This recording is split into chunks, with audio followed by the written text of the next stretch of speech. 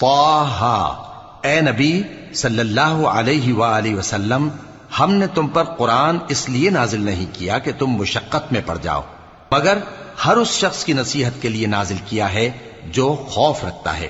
یہ اس ذات کا اتارا ہوا ہے جس نے زمین اور اونچے اونچے آسمان بنائے، یعنی رحمان، جو عرش پر جلوہ افروز ہوا۔ جو کچھ آسمانوں میں ہے اور جو کچھ زمین میں ہے اور جو کچھ ان دونوں کے بیچ میں ہے اور جو کچھ مٹی کے نیچے ہے، سب اسی کا ہے۔ اور اگر تم پکار کر بات کہو تو کیا ہے، وہ تو آہستہ کہی ہوئی اور نہایت پوشیدہ بات تک کو جانتا ہے۔ اللہ وہ معبود برحق ہے کہ اس کے سوا کوئی معبود نہیں ہے، اس کے سب نام اچھے ہیں۔ اور کیا تمہیں موسیٰ کے حال کی خبر ملی ہے؟ جب انہوں نے آگ دیکھی تو اپنے گھر والوں سے کہا کہ تم یہاں ٹھہرو، میں نے آگ دیکھی ہے، میں وہاں جاتا ہوں، شاید اس میں سے میں تمہارے